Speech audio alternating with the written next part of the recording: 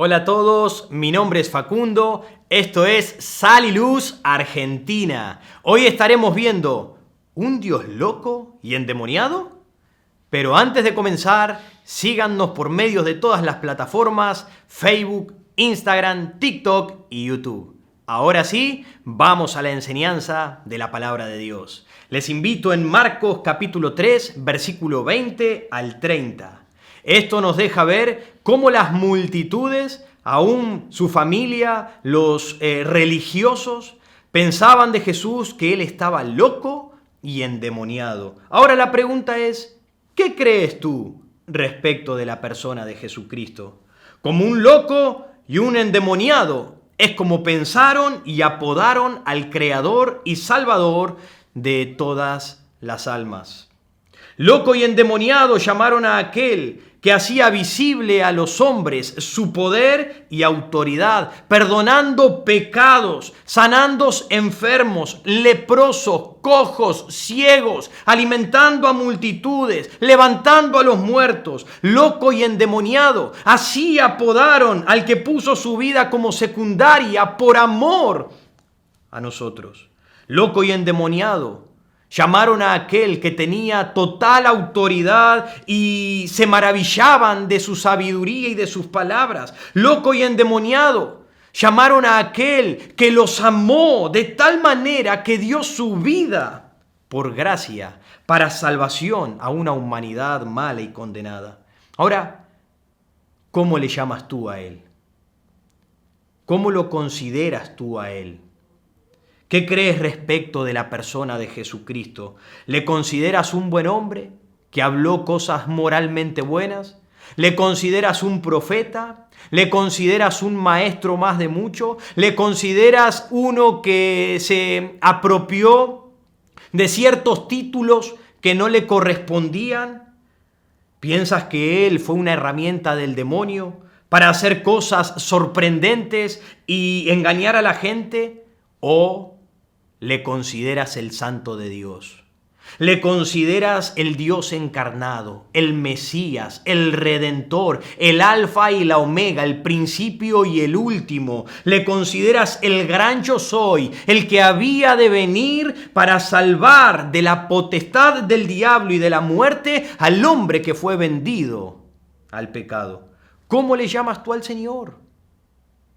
¿Qué crees respecto de la persona de Jesucristo?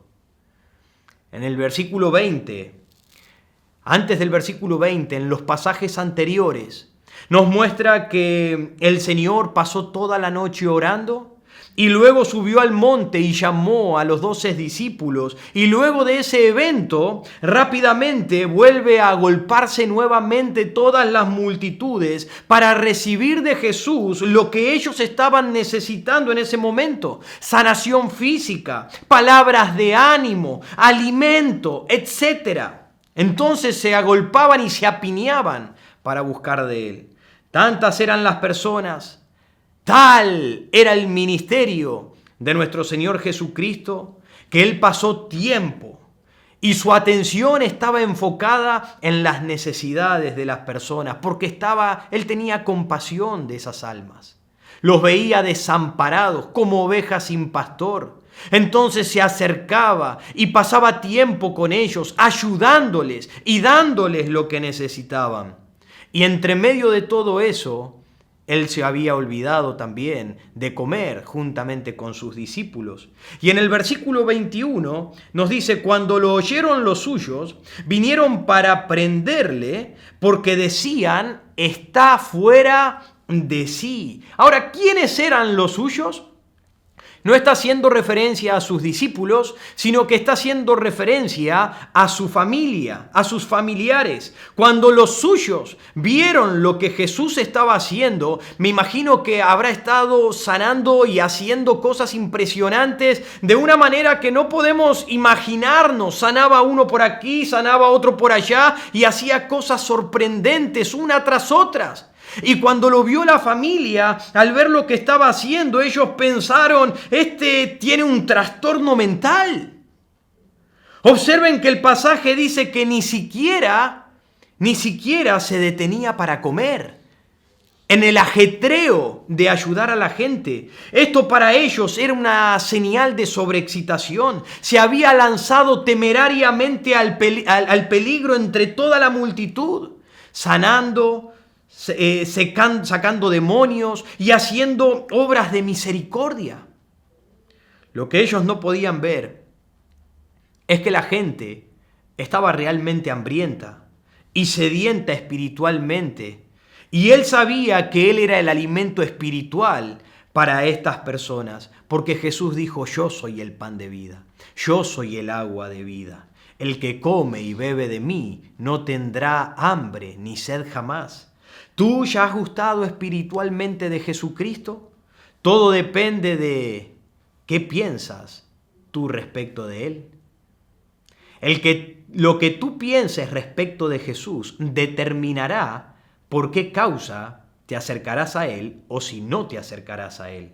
Ellos pensaron: este está fuera de sí. Este está perturbado mentalmente. Ellos pensaron: este se volvió loco. Se convirtió en un fanático. Está haciendo locuras. El celo de Jesús a la vista de los hermanos había ido demasiado lejos.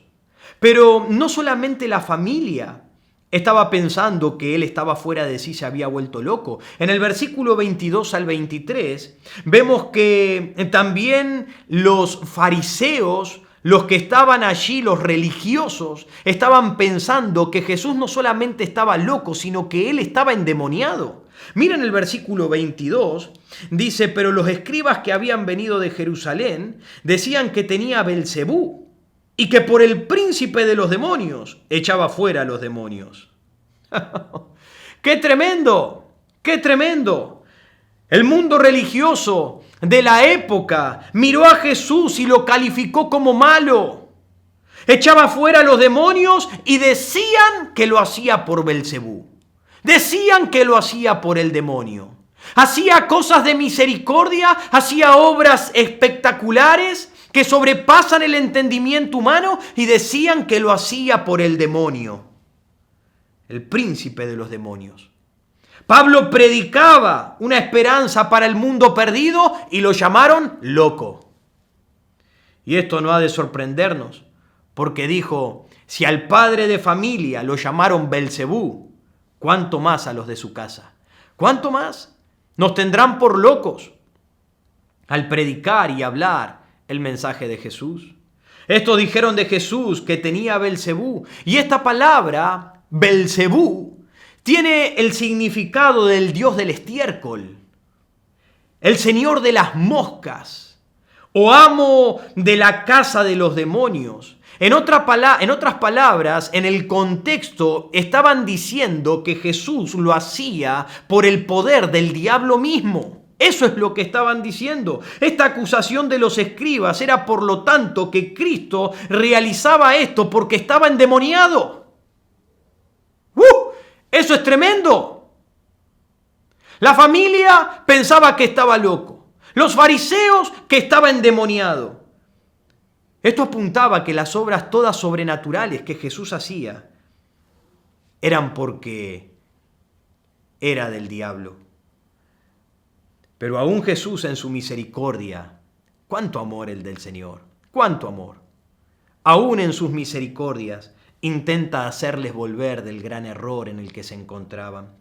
En el versículo 23, y habiéndolos llamados les decía en parábolas: ¿cómo puede Satanás echar fuera a Satanás? Qué Dios tan misericordioso, qué Dios tan bondadoso, que nos hace volver del error, de nuestras faltas. Un Dios tan paciente para contigo y para conmigo, inmerecedores de su gracia y de su amor, pero aún así Él lo hace.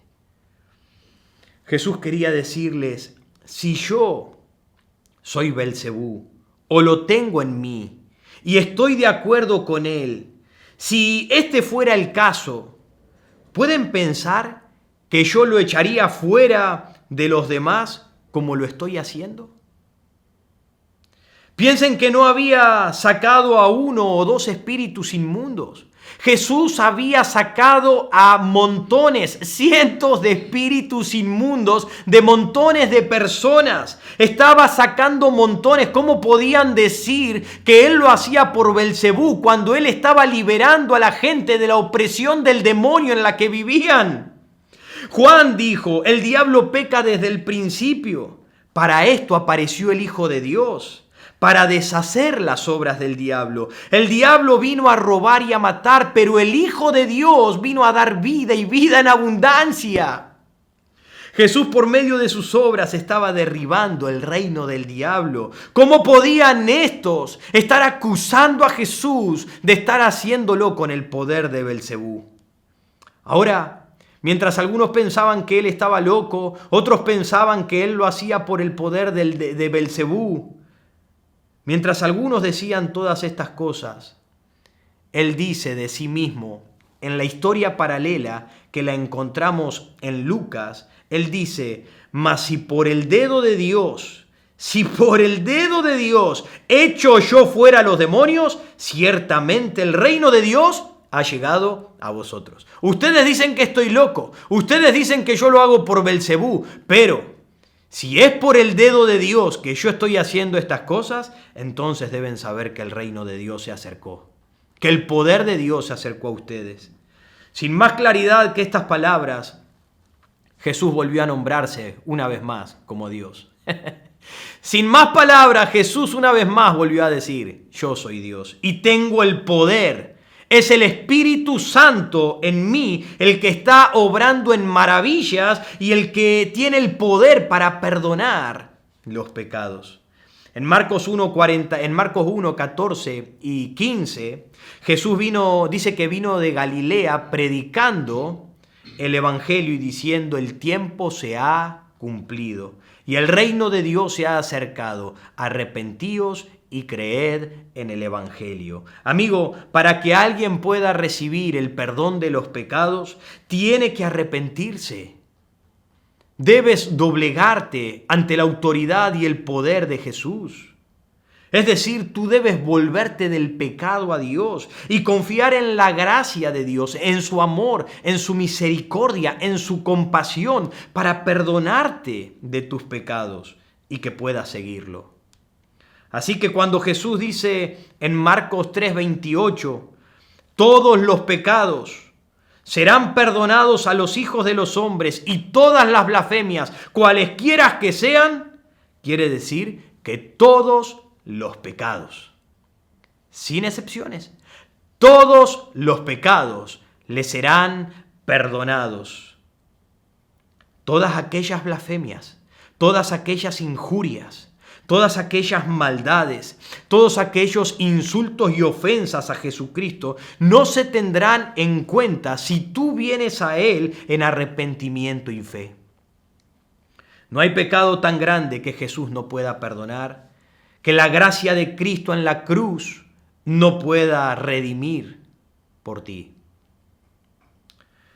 Si Jesús perdonó al ladrón que estaba en aquella cruz, si Jesús perdonó a Saulo que perseguía a la iglesia, si Jesús perdonó a Pedro que lo negó a su mismo Señor, si Jesús perdonó a aquella prostituta, si Jesús estaba dispuesto a perdonar a Sodoma y a Gomorra, ciudades de total perversión, inmoralidad, Él estaba dispuesto a perdonarlos si se arrepentían, aunque ellos no lo hicieron. Si el Señor perdonó a Nínive, ciudad perversa, porque se arrepintieron y creyeron, también puede hacerlo contigo si te arrepientes y crees en Él.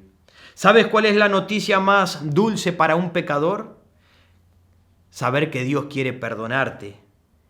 Y no solamente saber que quiere perdonarte, sino saber que Él puede perdonarte, amigo. Él puede darte una vida nueva por medio de la fe y el arrepentimiento. Sin embargo, con todo esto, hay un pecado que nunca tiene perdón. Él puede perdonarlo todo, pero hay un pecado que no lo va a perdonar. Y como dice en el versículo 29 al 30, es la blasfemia contra el Espíritu Santo. Es que tú rechaces y niegues el Espíritu de Dios. Este versículo nos habla del pecado justamente imperdonable. Enseña que hay un pecado de muerte por el cual no tiene sentido que pidas. Porque si estás directamente rechazando, resistiendo al Espíritu de Dios, entonces no hay nada que se pueda hacer. Porque es el Espíritu de Dios el que te convence de pecado, de justicia y de juicio. Y si tú rechazas al Espíritu de Dios, entonces no hay nada que se pueda hacer contigo, amigo. Un predicador lo definió de esta manera. El pecado imperdonable de blasfemia contra el Espíritu Santo es un acto de resistencia que menosprecia al Espíritu Santo tan gravemente que se retira de tu presencia para siempre con el poder de convicción para que no seamos regenerados. El que resiste al Espíritu, el corazón se endurece. Si tú niegas y blasfemas la esencia misma de quien brota y fluye el perdón, entonces el perdón es asesinado, porque lo has rechazado y lo has negado. Es asesinado para ti por tu propia mano. Muchas personas hoy en día juegan a ser como el buitre, dijo un predicador. ¿En qué sentido? En que ven un cadáver, el buitre ve un cadáver en un trozo de hielo flotando en el río y se posa sobre el hielo y comienza a comer de ese cadáver. Aunque tiene la catarata muy cerca, muy pronto, el buitre no se preocupa porque tiene su confianza en sus alas. El problema está en que cuando el buitre se prepara para salir volando antes de la caída, el problema es que sus garras se han pegado al hielo. Y ya no tiene solución. Ya no hay forma de escapar ni en esta vida ni en la venidera. De la misma manera contigo, amigo. Has oído la advertencia. Ahora escuchaste la oferta de gracia. Todos los pecados te serán perdonados. Todas tus blasfemias, todas tus mentiras, todas tus maldades, todas tus desobediencias serán perdonadas por la gracia y por el amor de Dios en tu vida. Pero si tú resistes al Espíritu de Dios, si tú consideras que Él era un loco, si tú consideras que Él era un endemoniado, si tú consideras que Él no tiene el poder y resistes así a Dios, entonces debes saber que no hay otra cosa más que condenación. Porque has asesinado al único que puede perdonarte. ¿Qué crees tú respecto de la persona de Jesucristo? ¿Un loco? ¿Un endemoniado? ¿O crees que es Dios? Yo creo ciertamente a la declaración de Jesucristo como Dios y Salvador de mi alma. ¿Qué decisión tomarás tú al respecto de Jesús? Si este mensaje te ha sido de bendición, te animo a que lo compartas. Compártelo con otros. Hazlo llegar para que también pueda ser de bendición. Dale un me gusta al video y síguenos por todas las plataformas: Facebook, Instagram, TikTok y YouTube. Esto es Sal y Luz Argentina. Dios te bendiga.